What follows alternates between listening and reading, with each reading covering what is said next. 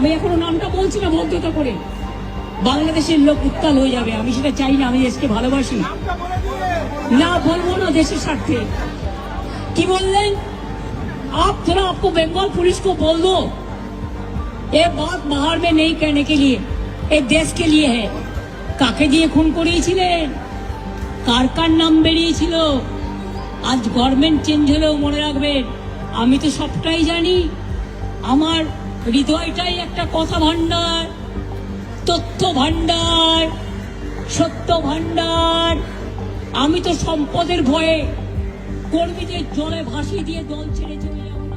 মমতা বন্দ্যোপাধ্যায় তিনি ওয়াই চ্যানেলে তার বেঞ্জির আক্রমণ করছেন। প্রথমে ভারতের সবচেয়ে ট্রাস্টেড প্রতিষ্ঠান, সেটা হচ্ছে নির্বাচন কমিশন। তারপরে হচ্ছে সবচেয়ে সম্মানজনক প্রতিষ্ঠান, সেটা হচ্ছে কেন্দ্রীয় বাহিনী। তাদেরকে টার্গেট করতে করতে, আক্রমণ করতে করতে ফট করে উনি আরেকটি লাইনে চলে গেলেন। 2 ডিগ্রি উপরে গিয়ে বললেন যে প্রতিবেশী দেশ যেখানে বাংলাদেশ, সেখানে জামাতি, নিষিদ্ধ জামাতি গোষ্ঠীর লিডার ছিল হাদি, যার 12 ডিসেম্বর হত্যাকাণ্ড হয়।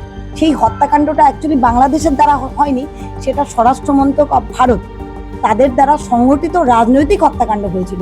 কিভাবে হয়েছিল এরপরের লাইনে উনি আসেন, ওনার ডেসপারেশন আরো এক লেভেল উপরে চলে যায়। তখন উনি বলেন, আমার ফোনে কিন্তু স্বরাষ্ট্র মন্ত্রক থেকে ফোন এসেছিল, হাদিকে মণিপুরে এসটিএফ এর হাতে গ্রেপ্তার করা হয়, তারপর আমাকে ফোন করে বলা হয় তাকে বাঙালি নিয়ে আসার কথা।